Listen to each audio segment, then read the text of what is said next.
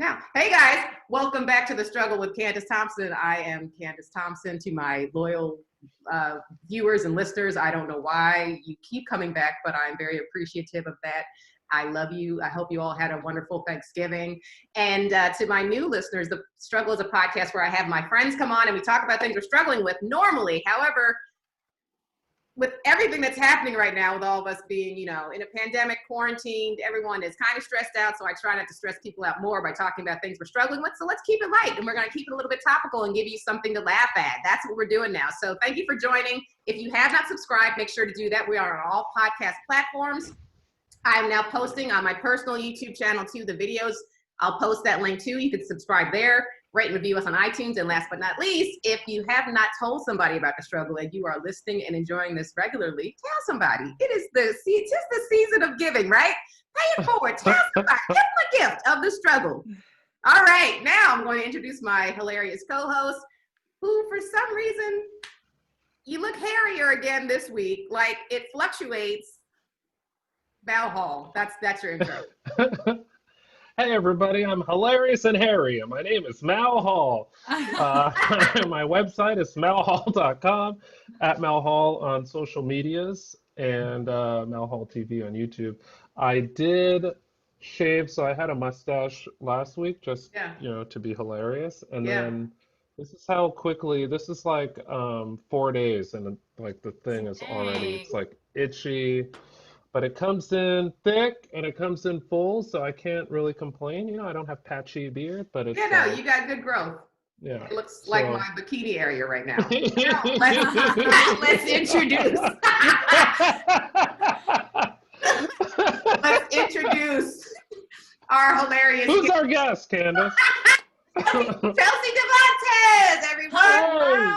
Hello. Should I pick some of his facial features to compare to my bikini line now? If you feel so compelled, I would love to hear. Oh, Mal, I think mine would be the top of your head if you don't cut it for 4 more months. Oh, okay. Wow. Okay. So my Afro days. Cool. Yeah. I've never had my face compared to a bikini line twice in a row before, but was it fun? That was nice. It was nice. Nice. He's like, I'm going to need this regularly in my life now. Chelsea, where can everybody find you on social media? You can find me at Chelsea Devantez on Instagram, at Chelsea Devantez on Twitter, and Chelsea Devantez on my website. You got a lot of books, Chelsea. Oh my God. Thank you for noticing. I do a lot of books. So I have a podcast called Celebrity Book Club, and what you're looking at are all the celebrity memoirs behind me that I have already read in my life. I didn't get them for the podcast. The podcast started because I already do this. Every episode we recap and celebrate and like deep dive into a new female celebrity memoir. Wow. Wait. Time out. Because I think the only memoir it wasn't even a memoir. It was an autobiography. It wasn't even. Is that a memoir? Is that the same thing? Okay. Same thing. Nina Simone's. I read hers. That's a great one. Only have one. That's a good one.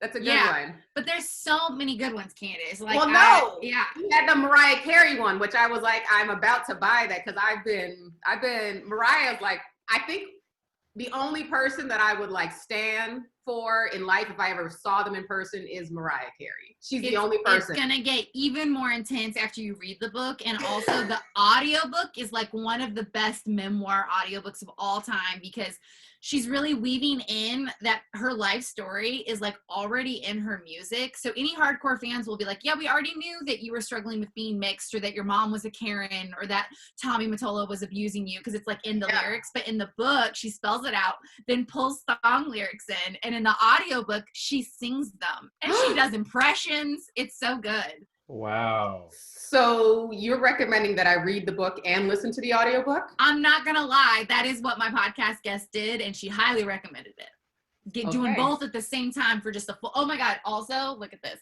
The last page in Mariah Carey's book is it's such a send up that I fucking framed it. And it's like sits in like a little frame up by my makeup.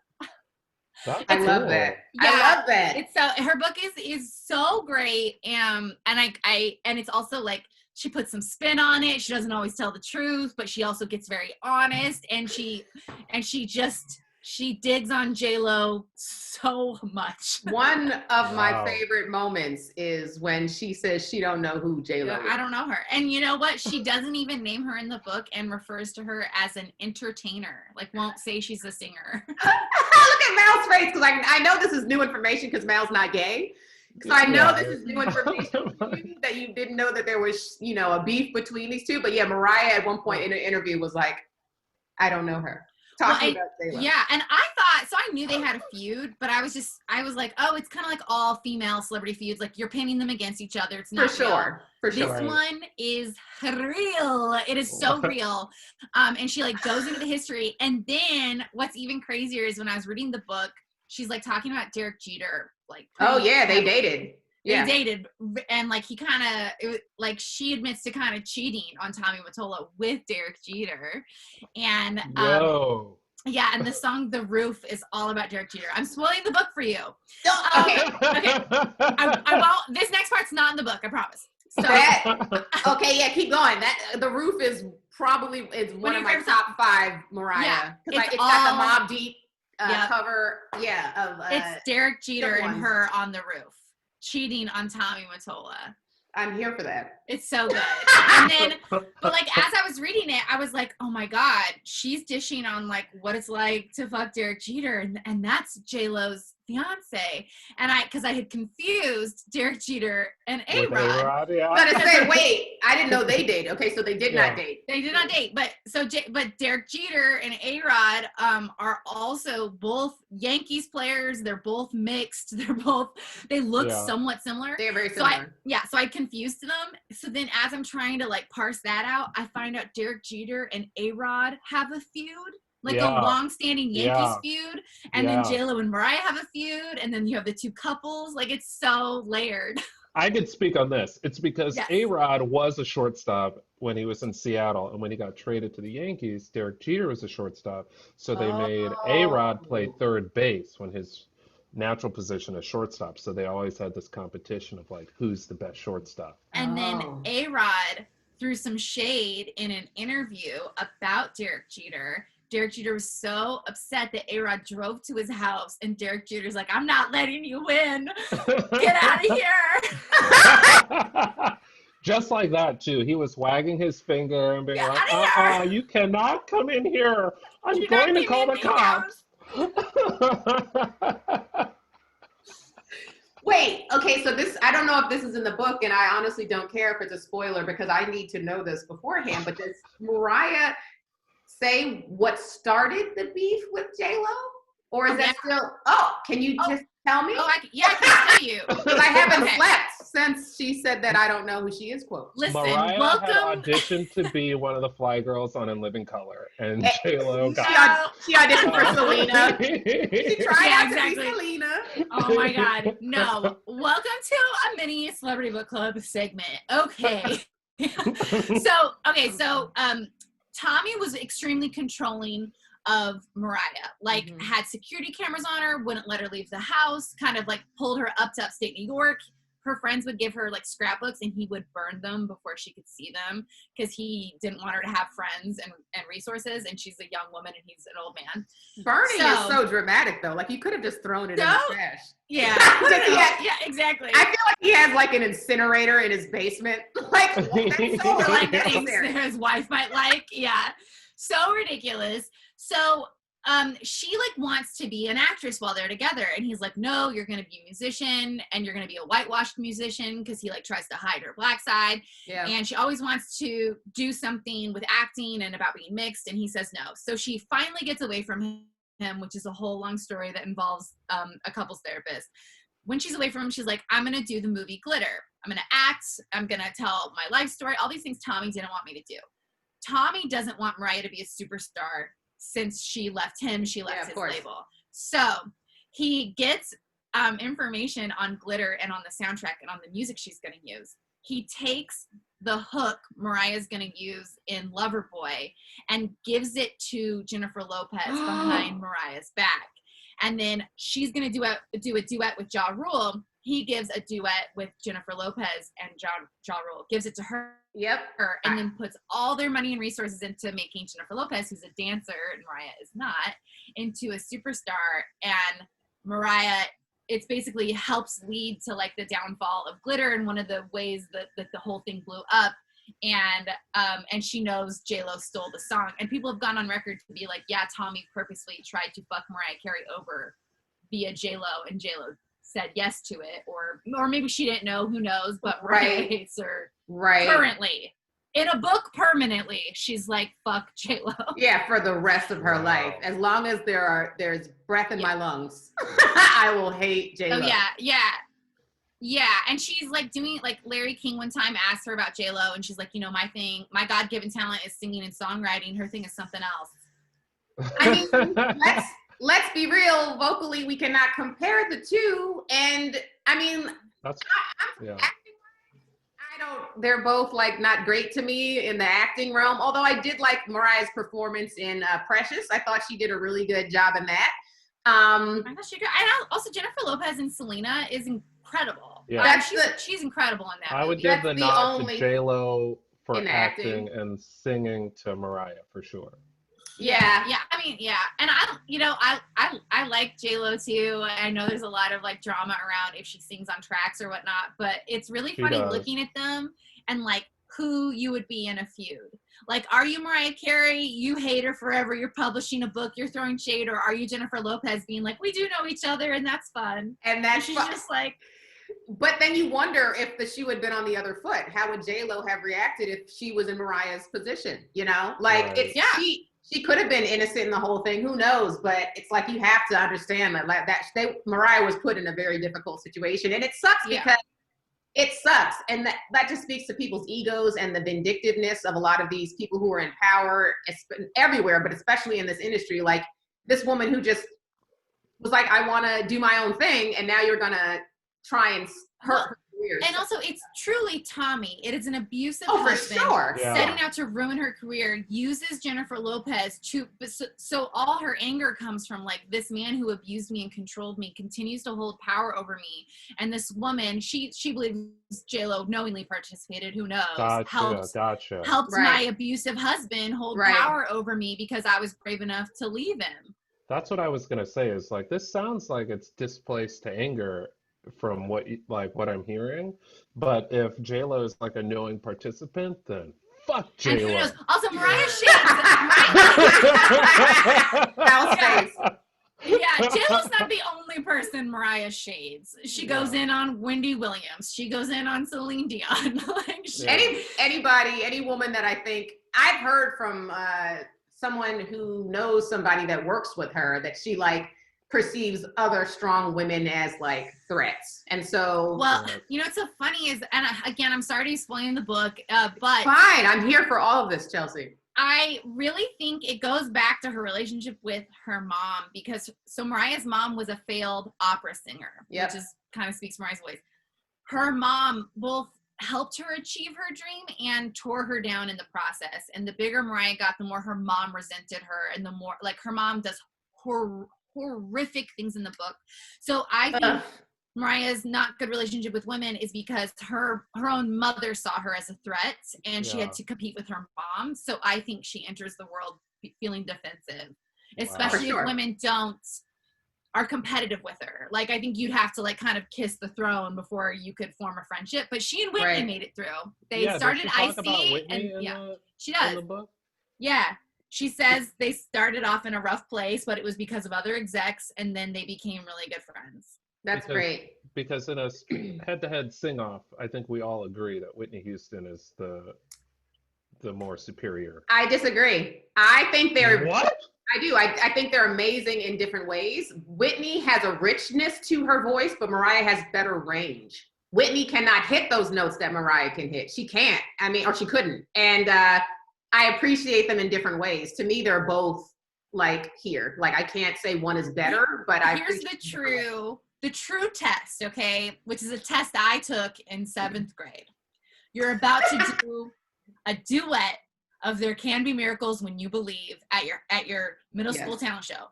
which part are you angling to sing? Is it Whitney or Mariah? And you got to think of your own vocal capabilities. Mariah for me. Mariah, wow, Candice. All right, Yeah. what about you, Mal?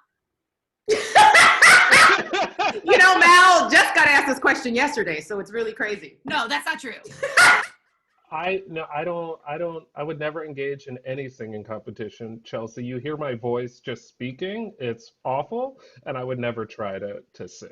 Wow. Well, you could have participated in the fucking hypothetical, Mal. I really could have. Couldn't you? I could have, but I took it very serious.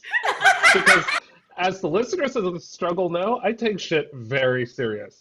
You couldn't have been gay for 5 minutes, Mel. You couldn't have just been like, I'm a Whitney. Or a very masculine hetero man. I'm a Whitney. Well, I'll tell you what. I'm a Whitney. I'm a Whitney. Oh, yeah. Yeah. I'm a Whitney. Whitney's who I sing karaoke. I do not attempt the Mariah. She has a vocal range that is too unique. And Whitney's is incredible. I can't sing that shit either. But Mariah's is hidden places that like I have no chance. And so then right there, back to what I was saying is I think her vocally, she has more skills than Whitney did because it is like, and I'm partial to Mariah because I grew up. She got famous. Yeah, I looked at her and I was like, oh man, someone that looks like me. And so I obsessed over her. She's how I taught myself how to sing, is because I was listening to the Vision of Love, that album, over and over again. Because I was so happy. I was like, oh my God, I've gotten my hair pulled. My whole people asking me what I was. And it's like, oh, I'm that. But even though I'm not directly mixed, but I look like that and I confuse people.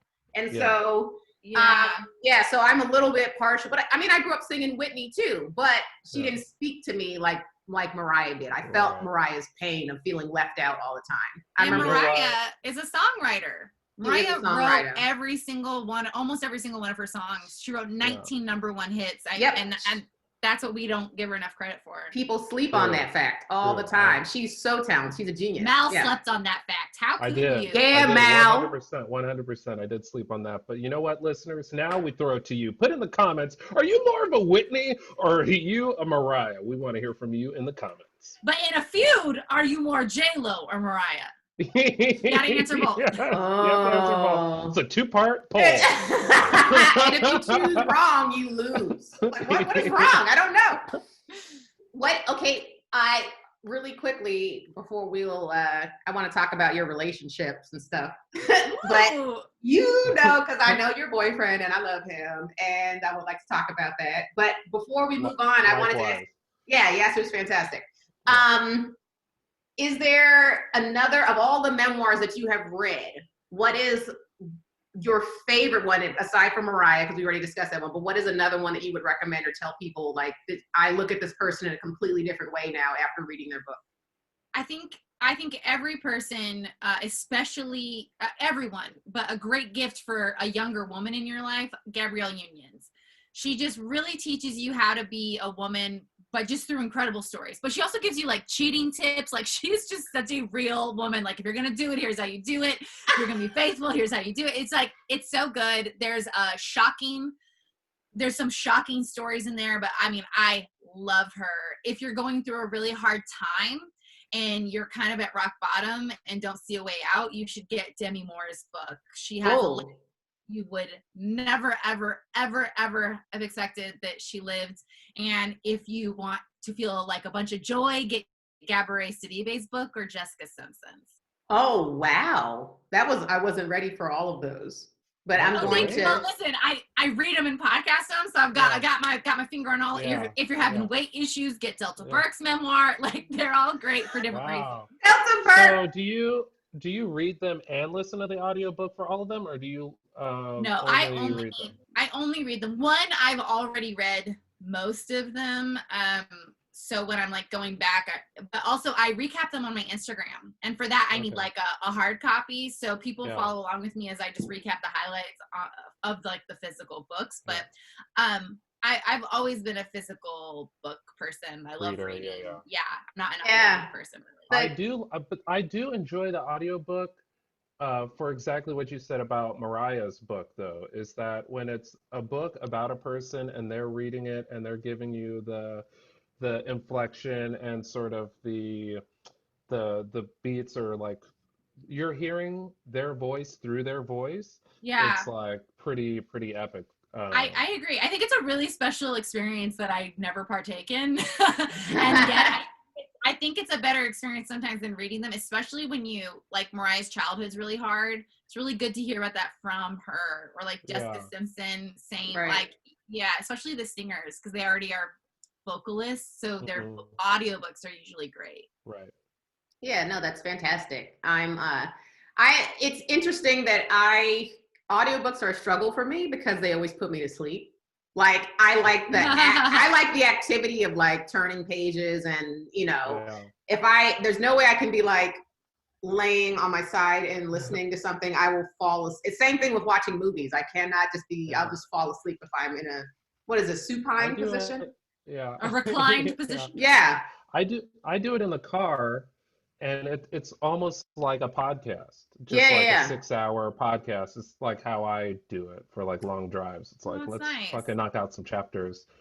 I started Matthew McConaughey's book the other day, and that guy's had a weird fucking weird upbringing, man. Yeah, I've also seen the excerpts, and it's like kind of it's half gibberish, but under the guise of poetry. Yeah, for sure. Where he's like, this is a poem, and you're like, are you sure it just is a couple sentences that don't fucking make sense? Dude, I told my fiance, I was like, I listened to like 3 chapters of this, and I don't know what I just listened to, but I think it sounded smart. Like, I don't know what is happening with that book.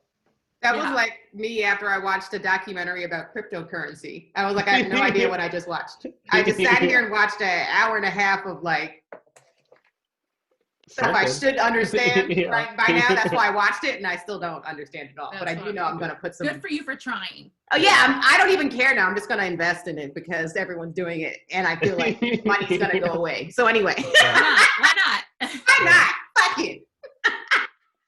Okay, so I do want to talk about, so you've been with Yasser Lester, who has been on the podcast as well, and you guys are adorable, and I'm so happy that you guys are standing the test of time because I root for you actively, and I don't root for many people, like Mal and Carlene. Oh! Not a fan of, I'm kidding. Bombshell on the podcast. I actually root for their demise on a weekly basis, but we have a child. Why would you? Yeah, I know, and I'm trying to get him out.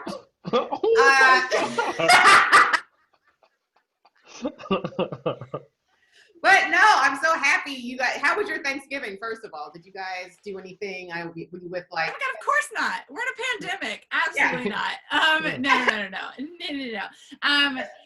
No. We had his mom over, Vicky, and like she's an incredible cook, and I have been banned from the kitchen by my beloved.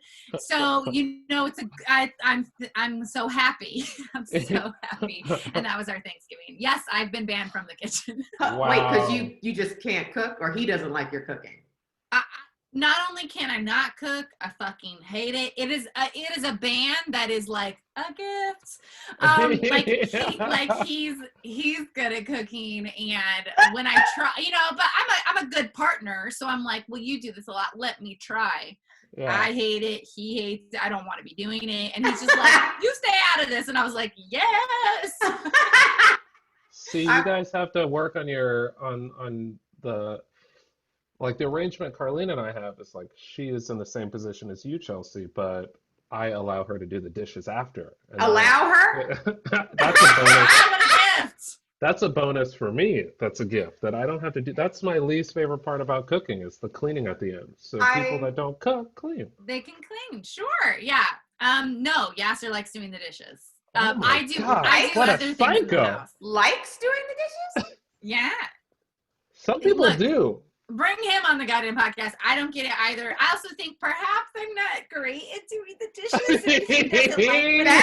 That's what I was just about to say. I can't say that I enjoy doing the dishes, but I prefer, like I live by myself now, but when I had a roommate that was useless, Like I would have to rewash the dishes that he washed. We don't have a dishwasher because the place is so old, but I was like, just let me do it because you don't know what the fuck you're doing and you just gonna waste my time anyway. So yes, I think that's what it is. I think I'm useless, but in other areas of the house, those are my domains. So it evens out. You have a vagina, you will never be useless, okay? To a man, that's really every woman. I'm just be like, I contribute to this relationship, and you know what the fuck I'm talking about. When you came on and did my podcast before, the struggle that you had was your anger. I wanted to ask if that's changed at all. Have you gotten any better with your anger management, or is it worse during I could understand during a pandemic and having to be around the person that you're in a relationship with like so much, how that could exacerbate the situation and make it worse. Oh, interesting. Yeah. So my anger has gotten so I've had so much healing with it since talking to you, which I never would have expected. I don't want to take credit for that, but can I? I think yes, absolutely. Absolutely. And it's so twofold. One, with my relationship with Yasser, I think no one will enjoy hearing about this. However, it's been wonderful, and everyone's like, oh, you get on each other's nerves. Like, never. We really love being around each other, being together. Which is to not say we don't have disagreements or whatever, but I know some people who have in being shut in together have exploded on each other. For sure. Yeah. That is, if anything, quarantine has made me be like, oh, I'm definitively with the right person, because I've just only had joy this whole time and been so happy to be with him, because not in quarantine with other partners, I've been like, you gotta get the fuck out of here. Like, it's been 2 hours. I've had enough of you. Yeah, you were not the one. So we're in quarantine together, and it's great. But also, our relationship started, we've pretty much lived with each other almost since the moment we met, because we were long distance, and we both our shows got canceled at the same time. So when he was staying with me, he was staying with me in New York, and we had nothing to do because I didn't go to work. When I was in LA, neither of us had anything to do. I was staying with him. So we've kind of always been in a room together, and we've lived in much smaller spaces than this. So it's been good. My anger with the world is what's been healed. That's fantastic. That is progress. That's amazing. Yeah. I hate to do this because it sounds corny and a lie, but it's been this fucking book club podcast, because it is these intensely authentic, honest stories from these books. And in sharing these women's stories on the podcast, I end up sharing about myself, and the act of realizing you're not alone, and the act of sharing weirdly brings healing to really dark issues. And I I cannot believe I'm fucking saying this, but I felt really healed from a podcast.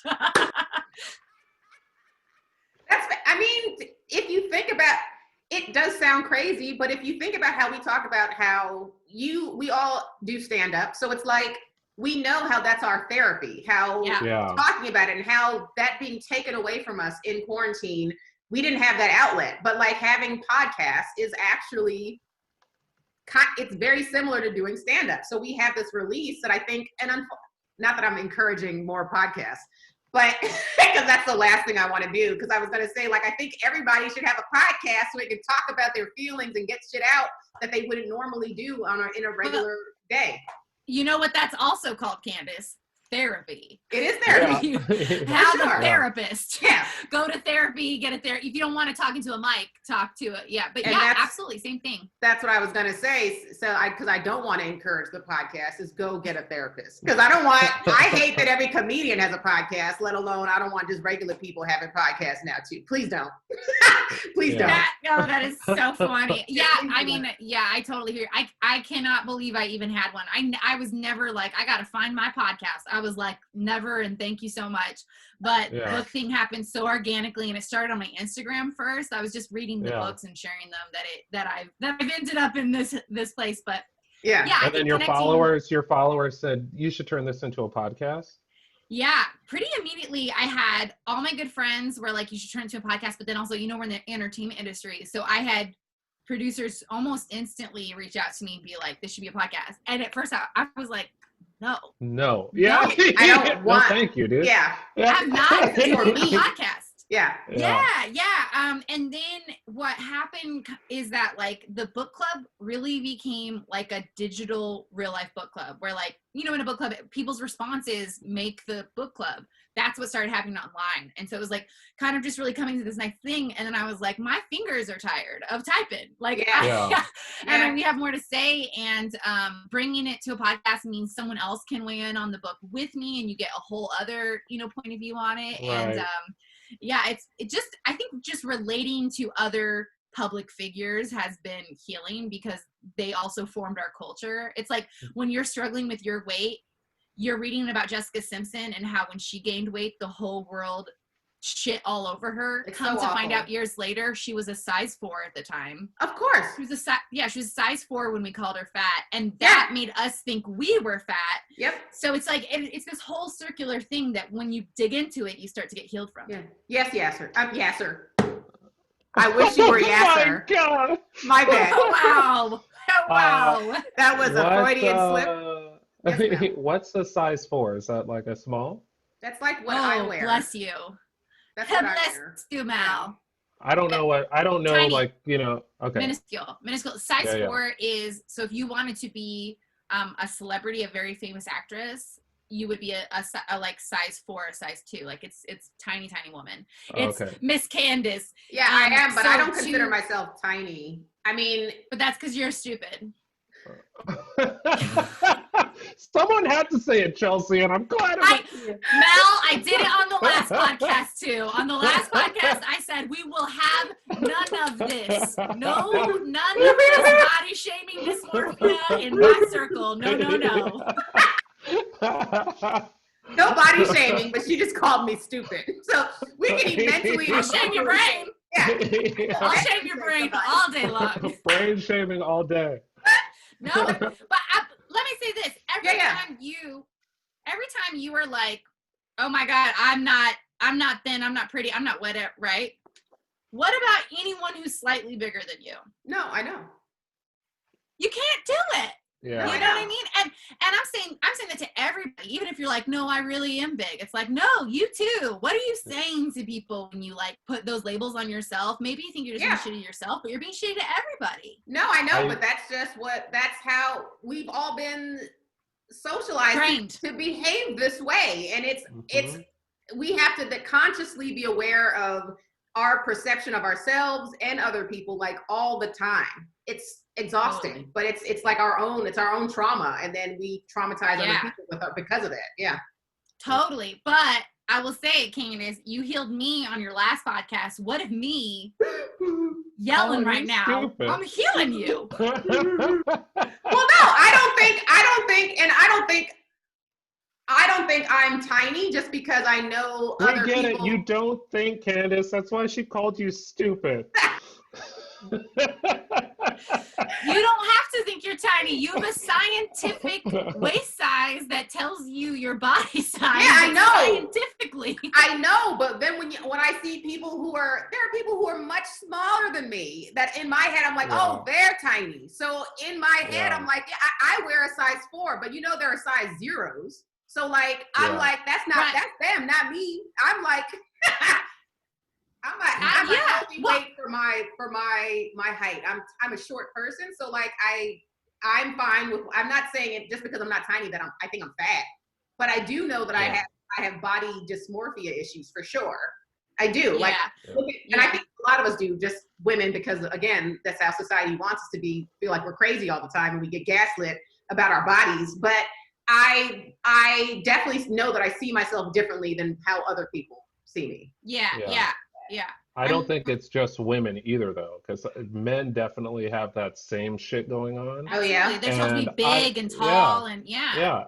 And I never thought about it in the way that Chelsea just described it, but until like I never put those words together. But I know that I've been on stage before, and like I've lost a bunch of weight this year, but like when I was feeling heavy and I would talk about like, oh, I'm so fat, this, and then the crowd would just look at me like, what the fuck are you talking about? You're not fat, right?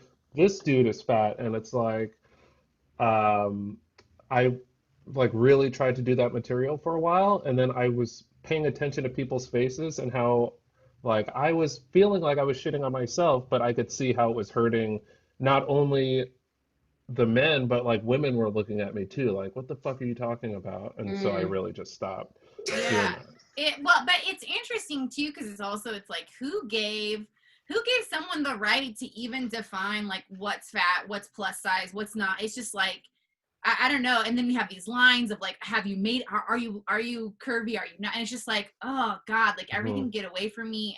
And like being curvy and thick and big is like awesome. And like, I love it's just like, we're like constantly unraveling all this garbage we grew up with. For sure. It does start in Dr. Seuss books though. I've noticed because I'm reading them to my son. It's like, Mr. Black is fat.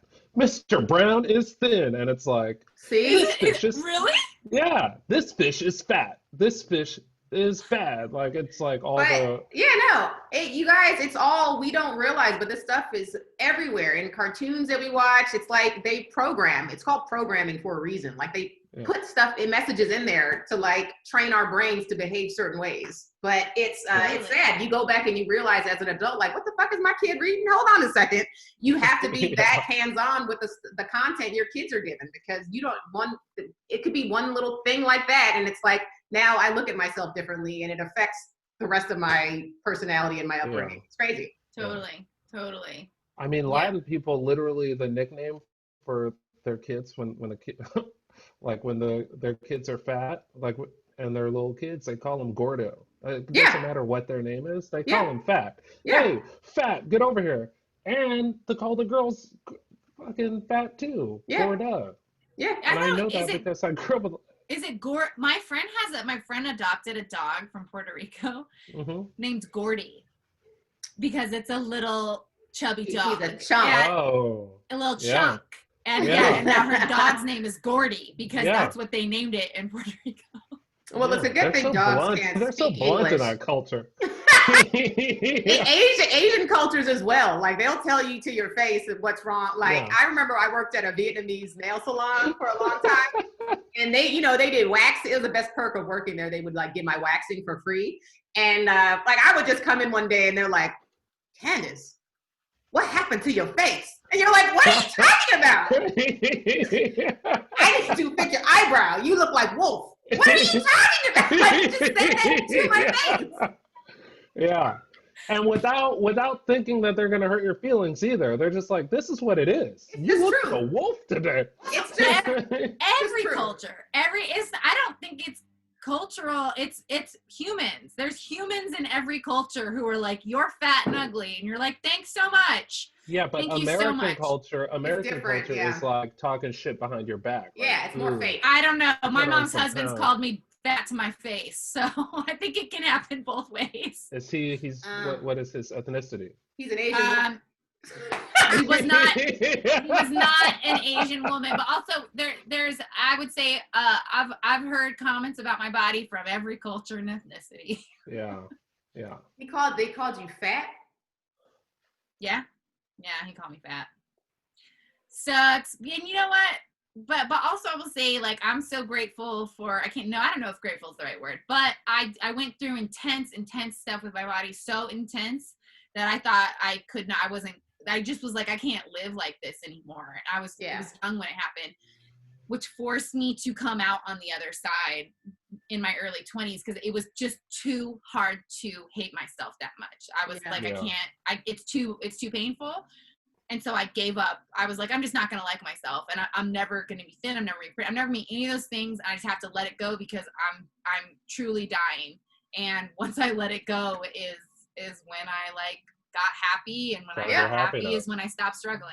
Yeah, that's beautiful. Breathe that shit out. Like you have to let that go. You have to let that shit go. I also, like I had growing up, I was thicker when I was a kid, which is how I actually like got into like, I went to school for nutrition and health because I wanted to learn how to like eat healthily and properly. And, but I was, like back in the day, I don't know if you guys remember this, but there was a time when fat was, like right now it's gluten, I think is the enemy, but like fat, everything was like low fat, no fat.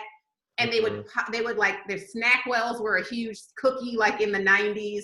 So like but instead when they took the fat out, they would shove a bunch of sugar in it. So you were thinking you were doing better, but you were not. And then you'd be like, oh, I'll eat this whole thing because there's no fat in it. I'll eat this whole bag of cookies. Yeah.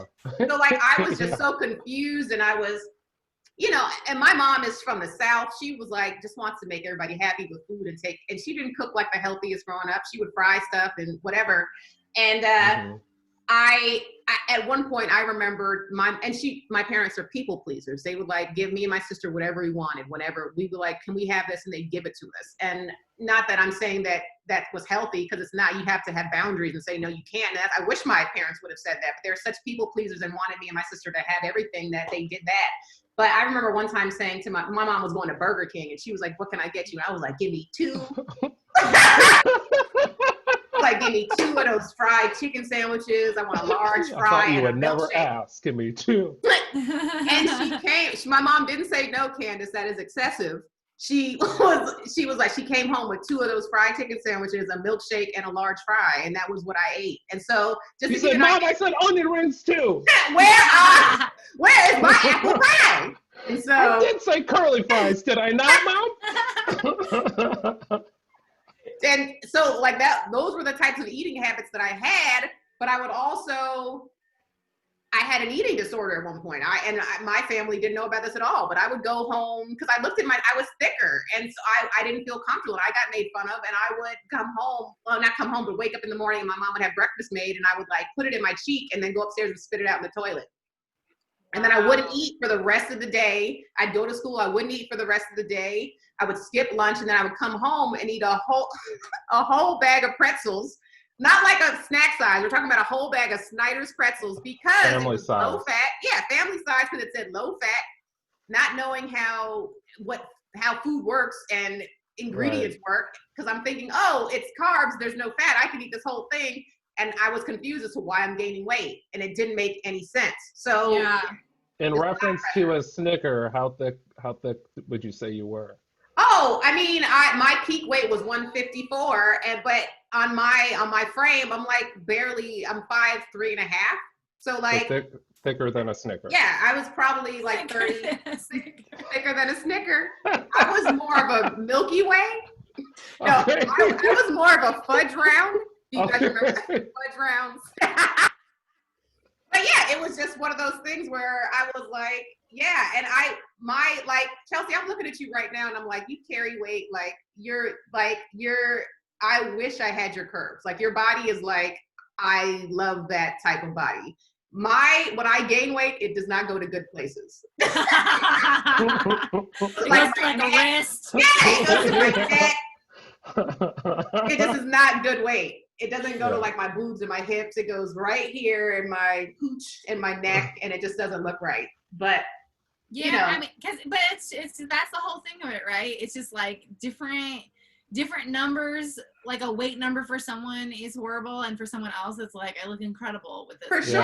Or I would die to be that number. And like, that's also why it's like so tough when you're hating on yourself. Like, people internalize like, oh my God, she said 154 on a 5'3". I'm 5'3". Maybe I'm, and it's just like, you can't, right? You can't. Everybody carries weight differently. I'm actually I weigh more than what people think I do, because I'm a very muscular and dense. I have a dense, like, I think I do. Like, I used to be a cheerleader. So like, people lift me up and it's like, oh, you're heavier than what I thought, which was also traumatic to hear.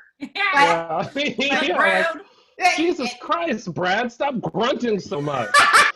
Like, Candice, you got some broad shoulders. You be a base. You the bottom of the pyramid. So like, that's how I grew up. But like, yeah, it is, people carry weight differently. So whatever you are, it doesn't mean that that's an ideal. So I don't. Well, and you're told like it's your value. If you, especially, I think for women and men, especially women, it's like, if you are attractive and tiny, you're a valuable person. Yep. And so it's not even just like, oh, am I, is my weight good? It's, do I have any value in life or not? Yeah. And that's what you're battling. And it's just like, that's the stuff where it's like, and again, like, it's easiest to be your healthiest when you are not thinking about that shit. And you're, but culture makes us like focus on it and live and die by it. And that is why Delta Burke wrote a whole goddamn book being like, sorry I gained weight and y'all hate me now. It's called Eve Wasn't a Size 6 and Neither Am I. Wow. That's fantastic. It's definitely harder for women. I will say that. Yeah, I mean, yeah, we know that the oppression that we've had. Even women who like make the transition from just being a woman to a mom, and like the body shaming that goes on with like, you know, how their body changes is like a thing that I don't.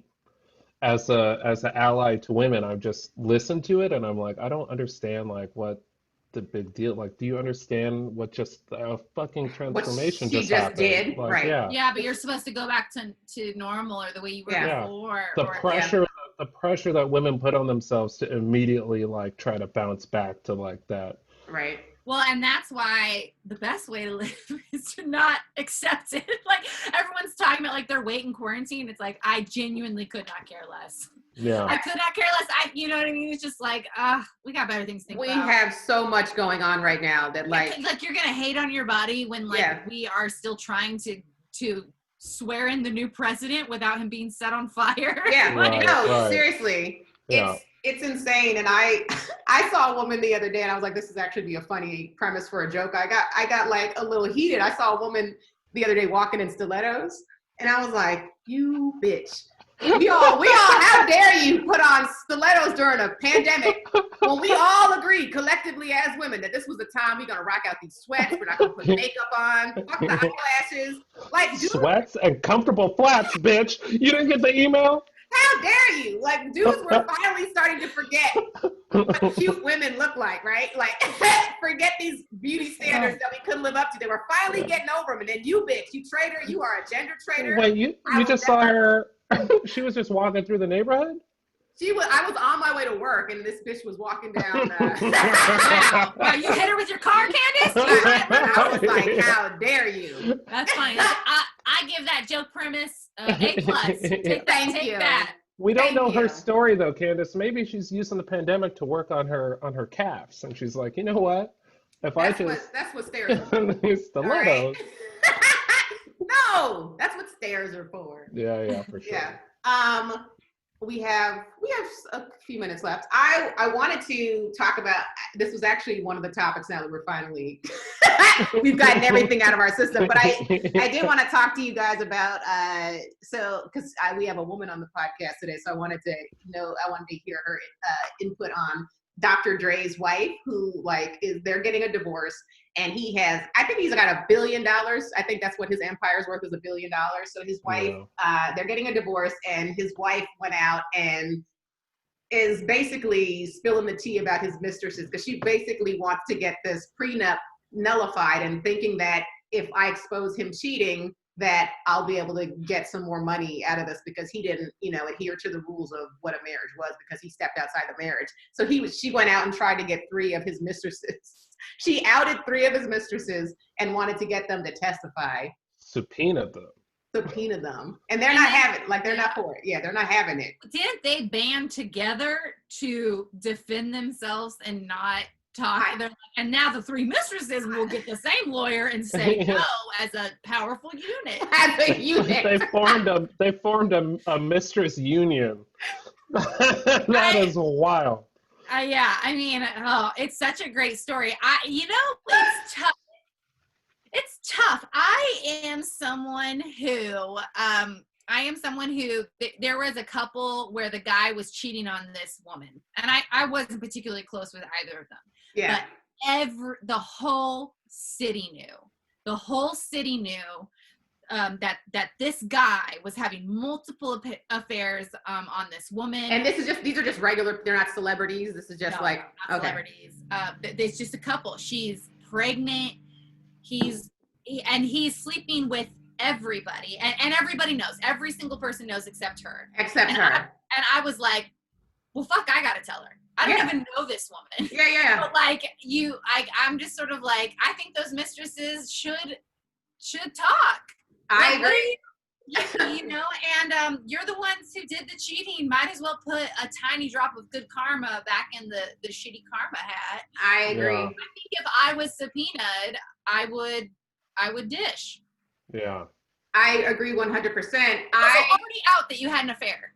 Now everybody knows. What are you protecting? Yeah, no. Yeah. The only thing that I think maybe would happen and that would maybe stop me from spilling the tea is if the dude came to me and was like, yo, I'm gonna give you $10 million if you just shut the fuck up.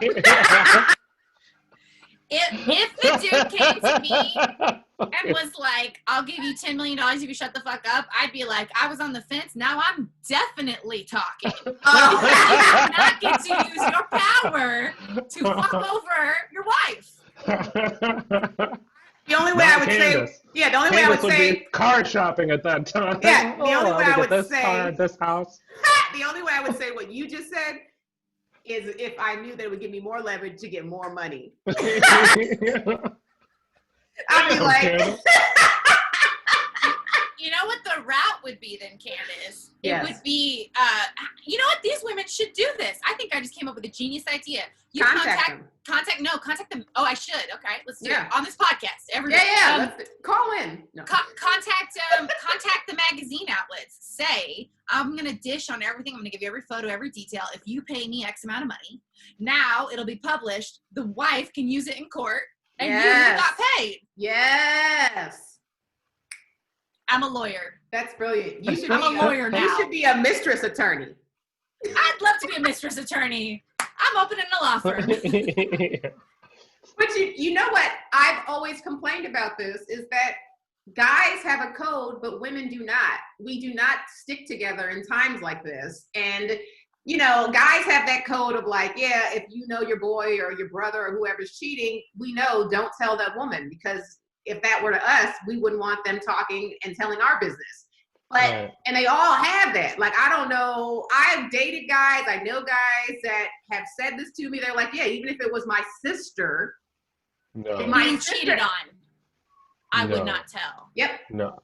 But well, call me a bitch, but the I have. Look at. I'm sure you have the guy code.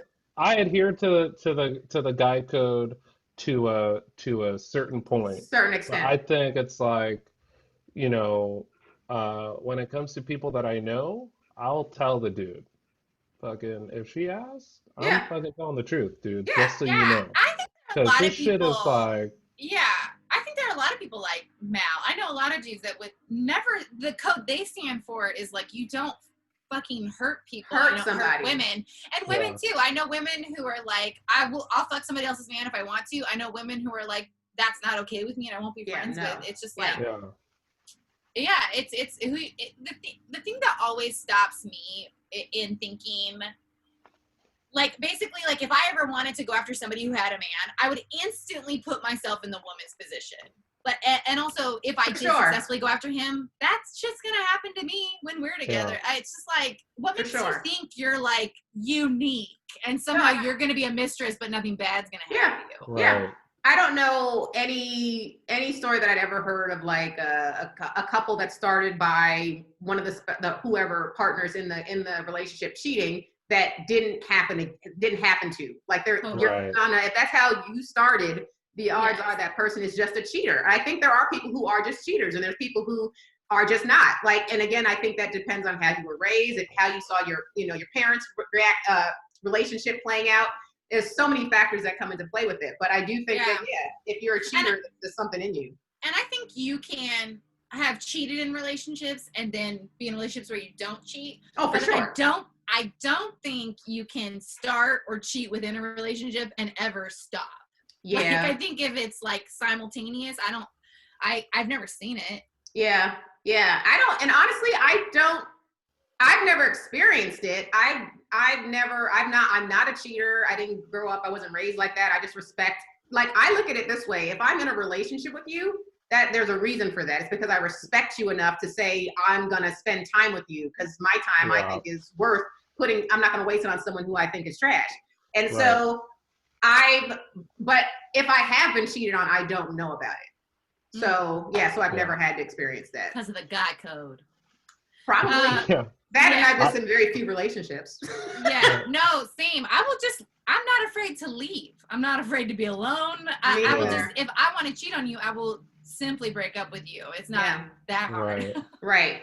Yeah. Yeah, from the male point of view, I've never cheated, and I was single for like the longest time, and I had guy friends that like had relationships where they were actively cheating, and I was like, well, all three of these girls are awesome. Like, why would you fuck around like that? And then, but I was single, so I was secretly jealous. Like, I have none, but you've got. I was like, what the fuck? And a part of me, like, I mean, it doesn't take that much strength to say no, in my opinion, because I've been in relationships almost as long as I've been doing comedy. And for some of those years, like touring with Angela, like the crowds are all women, and I'm like the only dude in sight. And like I've definitely been propositioned by. Well, also when you're a stand-up, you're proposition, male or female. Yeah. I feel like people are always there being like, hey. I disagree. It's mostly men. Men are threatened by females. Like I've gotten hit on so infrequently after my performances. I get hit on by swingers. I didn't mean to interrupt, but my experience has been, I know a lot of female comics, we intimidate a lot of guys, so they don't come up to us afterwards. But continue. I don't get that either. But yeah, I've been propositioned in ways that I've never even, like never happened to me when I was single. Let's say that. Yeah. And so I'm like, oh wow, this girl is fucking smoking, and I'm here in this city thousands of miles away. No one will ever find out. And the easiest thing to do is that I've found is just to be like, oh no, thank you. Like I said, I was in a relationship up there and I meant that. So they're like, that's what turned me on. And you seem like the relationship type. I like that. And I appreciate this compliment, but I'm gonna say no. Which feels like the most bitch thing to say in the moment, but as in the frame of how most dudes think. But to me, I'm just like, it is what it is. Like this is the cost of being a good guy, is fucking doing the work. Doing the work. Yeah. No, it's so before we wrap this up, I would like to make a plea to women everywhere.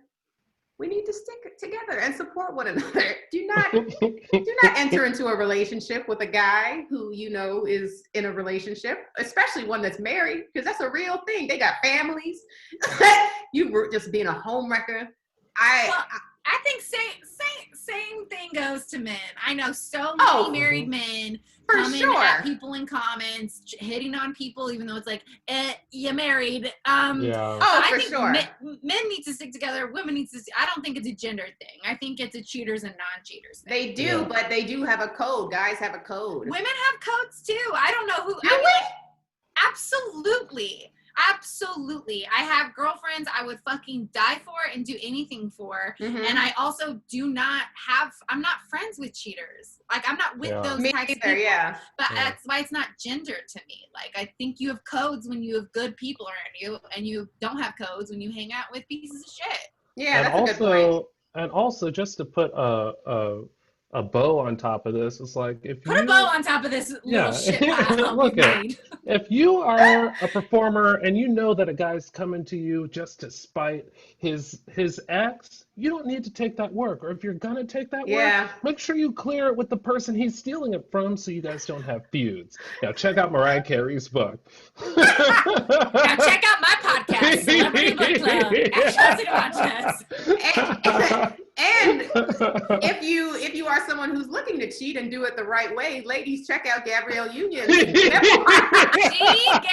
a piece of advice that when I was reading her book, the Will Smith and Jada Pinkett thing was happening, and I was like, wow, Jada could have used this advice. She'd be safe. She'd be safe if she had read Gabrielle Union's book. She would be less entangled if she had read this book. Truly. So ridiculous. This has been fantastic. Thank you guys so much for having me. This was such a fun discussion.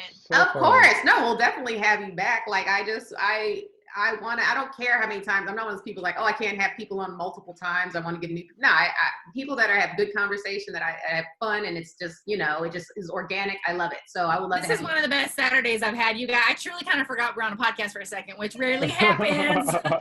Awesome. Yay! Chelsea, one more time, tell everybody your podcast and where they can find you. It's called Celebrity Book Club. It's on all the platforms. It's on the Stitcher network if you have Stitcher Premium, but it's everywhere. You can follow me at Chelsea Devantez on Instagram and join the book recaps. There's also a Facebook group for people who really want to deep dive on Mariah Carey versus Whitney. And that's the Celebrity Book Club podcast. That's fantastic. And I also forget, you just sold a show, didn't you? I did just sell a show. Congratulations. Yes. Thank you so much. I don't know what stage it's in, but like if you want to promote that and tell everybody when it's going to be. Well, it's not at the stage where it's out, where I'm basically writing the script right now, but it's called This Is Our Year, and it's based on my life, and it's about a single mom and a daughter growing up poor and what it takes to survive and leave bad marriages and enter good ones. And every year they try and make it their year until finally it hopefully does become their year. And it's all about how I grew up everywhere. So that's fantastic. Awesome. That's fantastic. Thanks, guys. Fingers crossed. Keep sending vibes. I will, absolutely. Absolutely. That resonates with me because every year that I've been out in LA, my mom's like, Candice, I think it's your year. I've been out. Listen, it's coming. It's coming. Yeah, no, I cannot complain. 2020, a lot of people have had an awful year, but I'm like, I actually am thriving this year. So, I'm just I'm super happy. So yeah, no, my mom was finally right. This is my year. I love it. Mal, one more time, where can people find you? You guys unfollow me at Mal Hall on all social media and Mal Hall TV on YouTube. And that's it. Candice, where can people find you, Candice Thompson? Oh my God. You guys, thank you for coming back time and time again to The Struggle. If you have not subscribed, make sure people do that on wherever we're on all podcast platforms. So just do that. And then on YouTube, my personal YouTube, I'll be posting that link. Subscribe there, rate and review us on iTunes. And if you have not told somebody about The Struggle, make sure you do that if you are enjoying it. And even if you're not, just tell somebody. Just because you didn't like it doesn't mean somebody else would. I'm at Jokes by Candice on all social media. And till next time, guys. Bye. Bye.